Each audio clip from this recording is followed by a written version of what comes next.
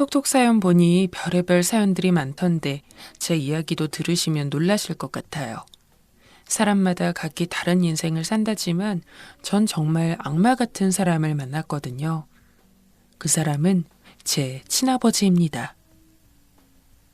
저희 집은 원래 그렇게 잘 살지 않았습니다. 정확히는 가난한 편에 가까웠어요. 아버지는 별다른 일자리 없이 일용직을 전전했고 어머니는 집에서 전업주부 일을 했습니다. 그러다 보니까 금전적으로 그다지 여유롭지가 않았죠. 그나마 다행이라고 할 수 있는 것은 제가 외동딸이었다는 겁니다. 만약에 형제 자매가 한 명이라도 더 있었다면 집안 사정은 더 좋지 않았을 거예요. 어릴 적 저는 유달리 가난한 저희 집이 너무 싫었던 것 같아요. 다른 집 친구들은 부모님이 돈도 잘 벌어서 맨날 맛있는 거 해먹고 그러는데 왜 우리는 그렇게 살지 못하나 어린 마음에 많이 원망도 했습니다. 하지만 저희 어머니는 돈을 제대로 벌어오지 못하는 아버지를 언제나 응원하시는 편이었어요. 아버지는 일용직을 하고 있긴 했지만 사업을 하겠다는 꿈이 하나 있었습니다. 나는 꼭 돈 모아서 제대로 된 내 사업 하나 할 거야. 저는 아버지의 그런 소망이 터무니없다고 생각했지만 유일하게 아버지 꿈을 믿고 곁에서 열심히 응원한 것은 어머니였습니다. 어머니는 아버지 기가 살아야 집안이 일어날 수 있다면서 없는 형편에도 아버지가 좋아하는 음식들도 많이 차려주고 갖은 노력을 다 하셨어요. 그리고 언제나 아버지가 최고라고 외쳤죠. 하지만 전 어머니가 왜 그렇게까지 아버지에게 헌신하는지 이해되지 않았습니다. 비단 아버지가 돈을 못 벌어와서는 아니에요. 솔직히 그냥 돈만 넉넉히 벌어오지 못하는 정도였다면 제가 이렇게까지 아버지에 대해 좋지 않게 생각할 이유도 없었을 겁니다.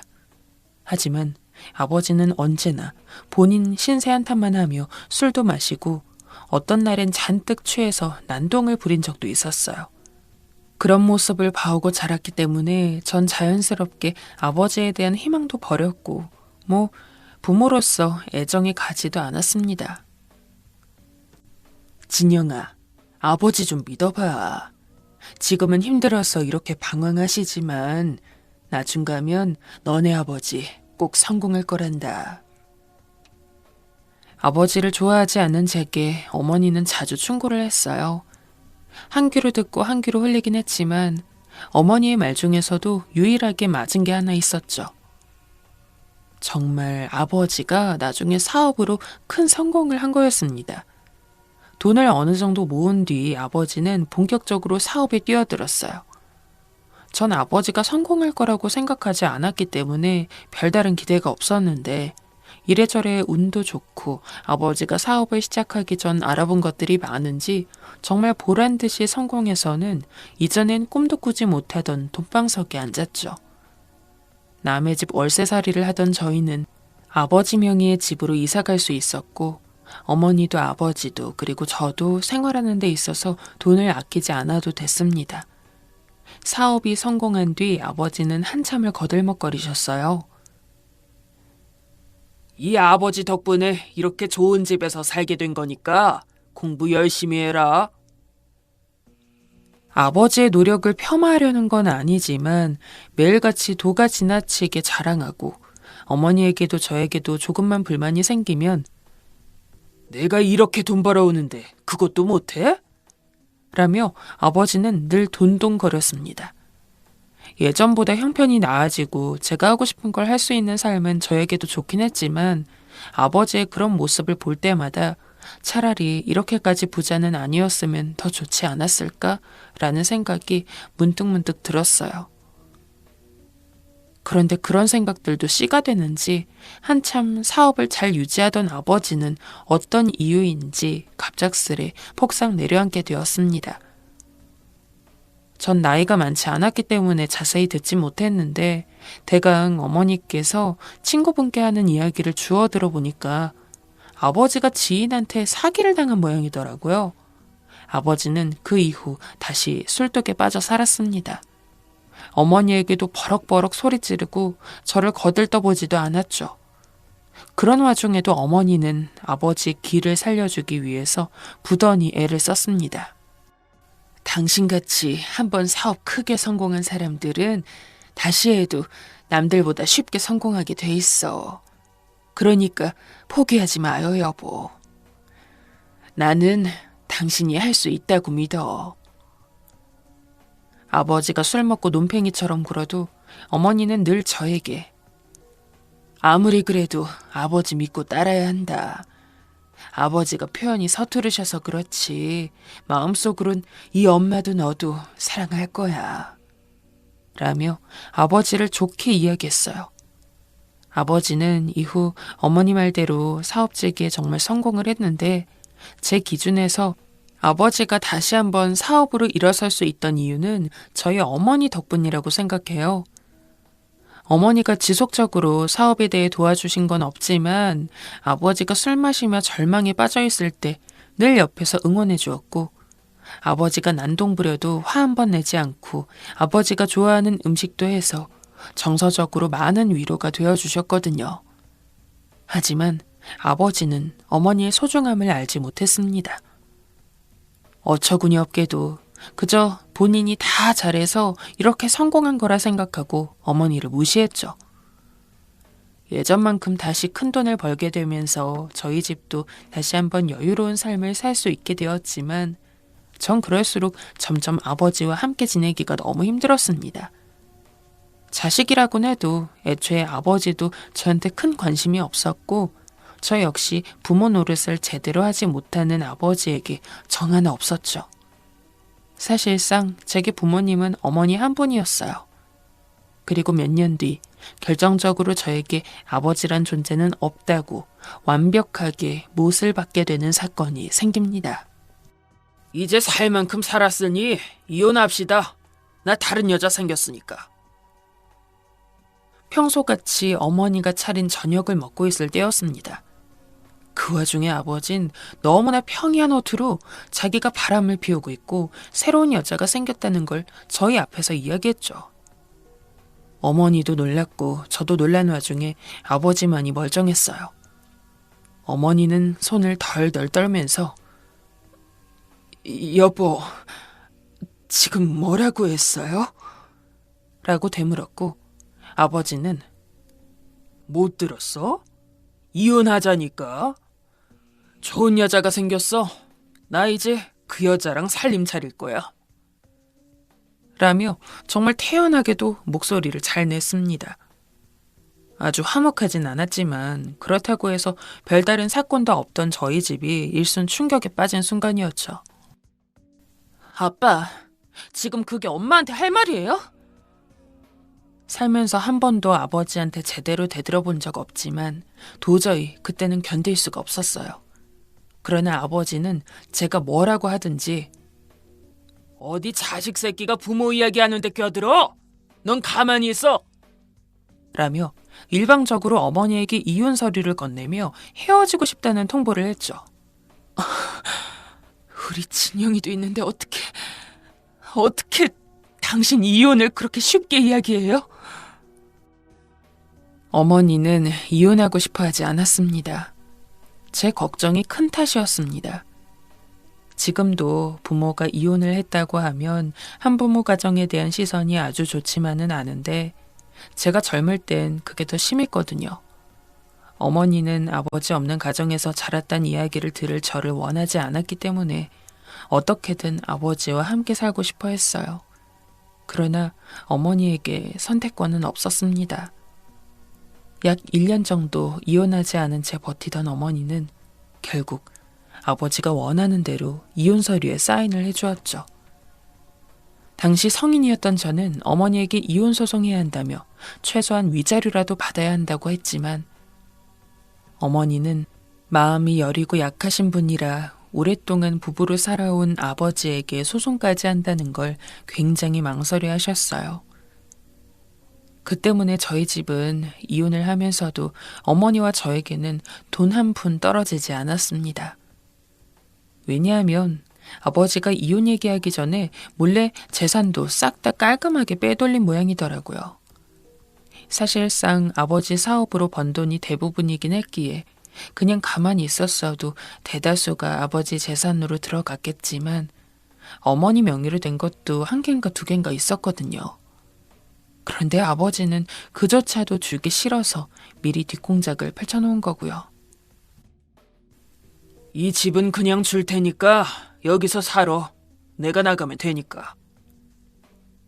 지금 살고 있는 집 하나만 딱 남기겠다는 아버지 말에 정말 화가 나게도 저희는 그걸 감지덕지하며 받아들이는 수밖에 없었습니다. 만약 아버지가 그 집까지 안겨주지 않았다면 저와 어머니는 정말 당장 길거리에 나앉을 수밖에 없었으니까요. 아버지와 이혼 절차를 밟고 어머니는 병이 났습니다. 단순히 힘들어하는 걸 병으로 표현한 게 아니라 정말 치료가 필요한 병이 들었어요. 우울증까지 생기셨습니다. 힘들어도 늘 웃는 얼굴로 긍정적인 마인드를 갖고 있던 어머니는 언제부턴가 방 밖으로 나오지도 않고 제가 이야기하려 하면 절 보기를 무척이나 힘들어했습니다. 전 아버지를 많이 닮았거든요. 제 얼굴을 볼 때마다 어머니는 아버지 생각이 난다며 눈물을 흘리셨고 저는 그런 어머니가 걱정됐지만 다가갈 수 없었어요. 병원에 모시고 치료받도록 유도도 해봤죠. 실제로 정신과에 약을 타서 어머니가 꾸준히 드시기도 했습니다. 하지만 어떤 이유인지 어머니의 증상은 나아지지 않았죠. 그런 와중에 몸까지 아프게 되니 어머니는 더욱더 삶의 의욕을 잃었습니다. 하루하루 야위고 왜소해져가는 어머니를 보며 저는 너무 불안했습니다. 이런 나쁜 일이 일어날까 봐요. 엄마가 힘을 내야 행복할 수 있죠. 아직 엄마한텐 내가 있으니까 우리 열심히 살아봐요. 네? 제발요, 엄마. 아버지가 좌절해 있을 때는 그렇게 오케이 하면서 용기를 북돋아주고 응원해줘서 결국 아버지가 다시 일어날 수 있도록 도와주었던 어머니는 본인이 힘든 상황에서는 쉽사리 일어나지 못했어요. 제가 아무리 옆에서 어머니를 붙들고 설득해도 어머니는 점점 더 나락으로만 빠져갔죠. 결국 저는 5년 뒤 어머니를 먼저 하늘나라로 보내야 했습니다. 몸에 있는 병이 악화된 탓이었어요. 어머니 장례식에서 눈물 한 방울도 나지 않았습니다. 슬프지 않았던 건 아닌데 그냥 그 사실이 믿기지 않았어요. 그리고 더 슬펐던 건 연락을 했음에도 불구하고 아버지가 장례식장에 오지 않았던 것이었죠. 어떻게 수십 년을 함께 살았던 사람이 죽었는데 그럴 수 있을까요? 아버지를 생각하면 이를 악물 수밖에 없었습니다. 몇 되지 않은 어머니 짐들을 정리하면서도 저는 계속 꿈결에 살았던 것 같습니다. 잠을 자면 어머니가 평소처럼 웃으며 식사를 차려주는 꿈을 꾸었고 순간 그것이 현실인 줄 알고 깨고서도 한참 동안 어머니가 어디 있더라 라는 생각을 하다가 이윽고 어머니가 돌아가셨다는 사실을 깨닫게 되고 나서야 눈물이 났습니다. 그저 일반 회사를 준비하려고 했던 저는 어머니 죽음 이후로 진로를 완전히 바꿨어요. 저는 아버지에게 복수하고 싶었습니다. 어머니가 그렇게 된 것은 전부 아버지 탓이었으니까요. 아버지가 어머니를 배신하지 않고 어머니에게 고마운 줄 알았다면 저희 어머니는 분명 죽기 전까지 저희 가족을 위해 헌신하고 언제나 저를 위해 그리고 아버지를 위해 노력하실 분이었습니다. 그걸 몽땅 망쳐버린 아버지를 용서할 수 없었어요. 그리고 늦은 나이에 변호사가 되기로 마음먹었죠. 정말 변호사 준비하는 동안 이래저래 고통스러운 날이 많았습니다. 아마 그 일들을 다 말하려면 하루 갖고도 부족할지 몰라요. 결국 고생을 꽤 하긴 했지만 정식으로 대한변호사협회의 인증을 받은 변호사가 될 수 있었어요. 공부하다가 힘든 순간도 정말 많았습니다. 특히나 새벽까지 공부한 뒤 자려고 누웠을 때 문득 어머니가 계셨다면 내 공부를 응원해 주셨을 텐데 와 같은 어머니 생각이 날 때면 쉽게 잠을 이루지 못해 아침이 올 때까지 꼬박 밤을 샌 적도 많습니다. 하지만 그런 일이 있을 때마다 이 모든 것은 어머니와 나를 이렇게 힘들게 만든 아버지를 응징하기 위해서다. 라는 걸 한번 되새기면 아무리 힘들어도 다시 한번 힘을 내 공부에 임할 수 있었어요. 공부하는 동안에는 친구들도 모두 연락을 끊었어요. 남자친구는 원래 없었기 때문에 헤어질 사람은 없었습니다. 저에게는 오직 변호사라는 하나의 목표가 있었고 변호사가 된 뒤 어떻게든 아버지에게 복수하겠다는 일념뿐이었습니다.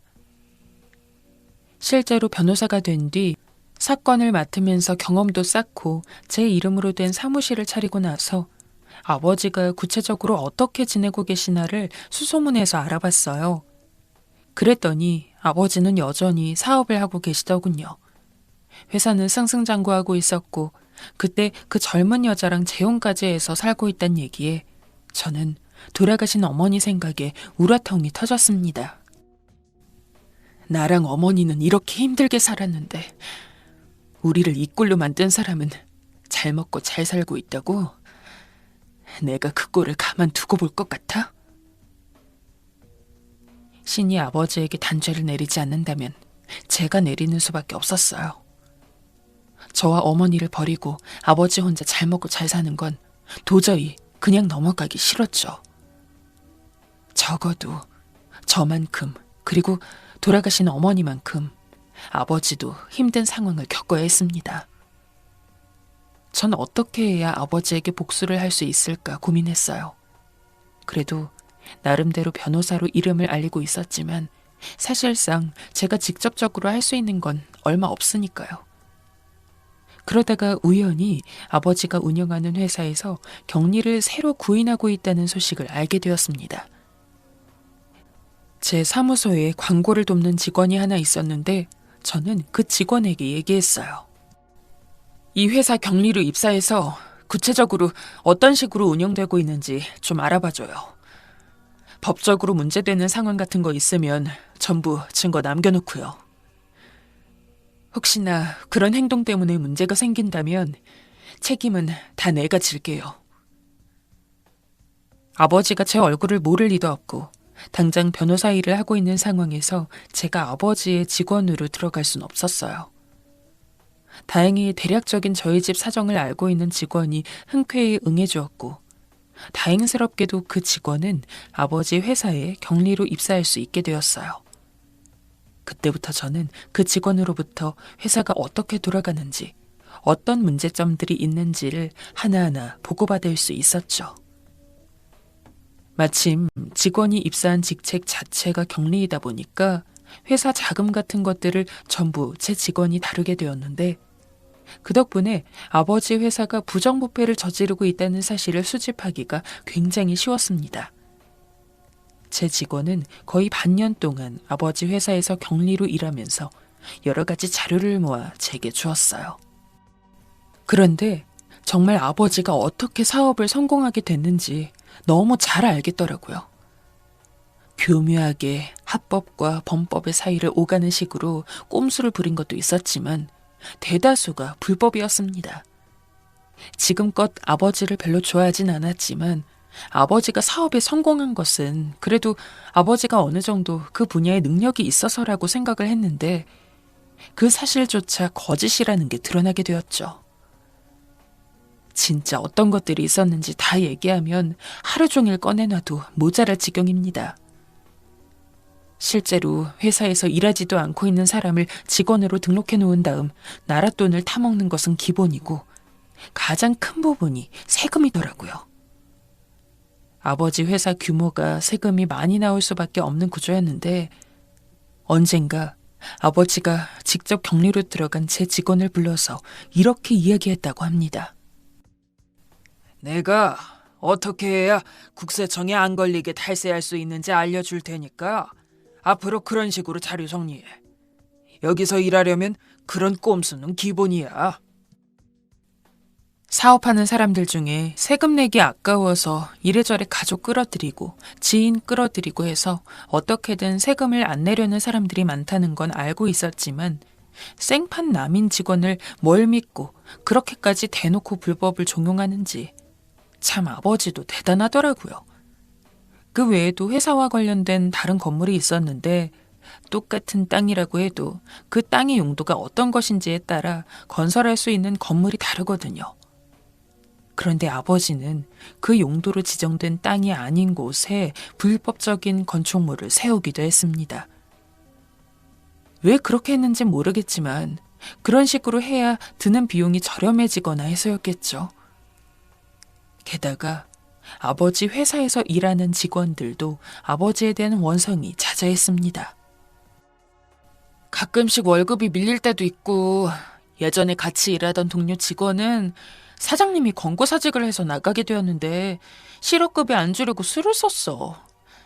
괜히 그런 거 안 당하게 조심해. 딱히 갈 곳이 없어 울며 겨자 먹기로 아버지 회사에서 일하고 있는 직원들은 새로 입사한 격리인 제 직원이 걱정됐는지 먼저 다가와서 이것저것 이야기해줬다고 하더라고요. 대부분이 사장님인 제 아버지 심기를 거스르지 말라는 거였죠. 한번 눈에 잘못 띄면 언제 어떤 불이익을 받을지 모른다고요. 계약직 직원들은 물론 정규직 직원들에게도 어떻게든 돈을 안 줄 수 있는 방안이 있으면 몇 푼이라도 안 주려고 노력하는 사람이었습니다.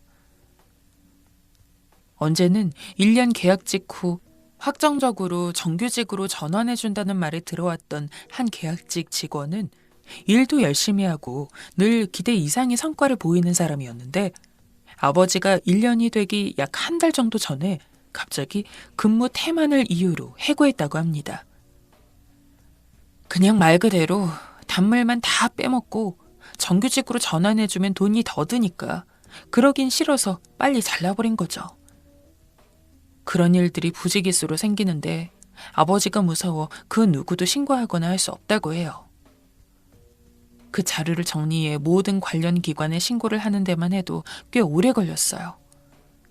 혹시나 제 직원이 해를 입을까봐 일단 아버지 회사에서 퇴사 처리가 완벽히 된 다음에 저는 아버지가 저지른 부정부패를 모아서 각 기관에다 신고를 했습니다. 일개 격리였던 제 직원이 반년 만에 알아온 것만 해도 이 정도인데 아마 더 깊게 파고들면 저희가 미처 알지 못했던 것들도 무척 많았겠죠. 아니나 다를까 들려오는 소식을 들으니 무슨 고위 관계자와 뇌물을 주고받은 것도 있고 아주 경력이 휘황찬란하더라고요. 보통 어느 정도 엄청난 대기업이 아닌 이상 그런 모든 비리와 불법의 온상이 되기 쉽지 않은데 저희 아버지 회사는 이름만 대면 알만한 대기업도 아니었음에도 불구하고 어찌나 그리 유착관계가 많은지. 나중에 사건 진행되는 꼴을 보니까 회사는 문 닫고 아버지는 쫄딱 망했더군요. 그동안 번 돈도 다 국고로 환수되었고요. 아버지가 완벽히 망했다는 걸 안 다음 저는 아버지가 집을 나서고 처음으로 아버지에게 전화를 걸었습니다. 저 진영이에요. 잠깐 만나서 이야기 좀 하죠. 그리고 아버지를 만나 제가 했던 것들을 모두 낱낱이 밝혔어요. 제 직원을 회사에 들어가게 해서 계속 어떤 비리와 불법들을 저질렀는지 전부 캐왔던 것. 그리고 지금 이렇게 회사가 망하게 된 게 모두 제가 기관에 신고했기 때문에 벌어진 일이라는 걸요. 아버지는 당연히 난리가 났습니다. 그 사단이 벌어지고 아버지는 대체 누가 이런 짓을 벌였는지 알아보려고 했지만 기관에서 신고자를 알려줄 리도 없고 누가 이런 짓을 벌였는지 모르니까 난항을 겪고 있었던 것 같더라고요. 감히 널 태어나게 해준 애비를 이렇게 물먹여? 누가 날 이렇게 만들었나 했더니 너였어. 꼭 지엠이 닮아갖고 하는 짓도 똑같네. 그러고도 네가 내 자식이야? 아버지가 아버지다워야 아버지죠. 저랑 어머니한테 했던 짓 기억 안 나세요?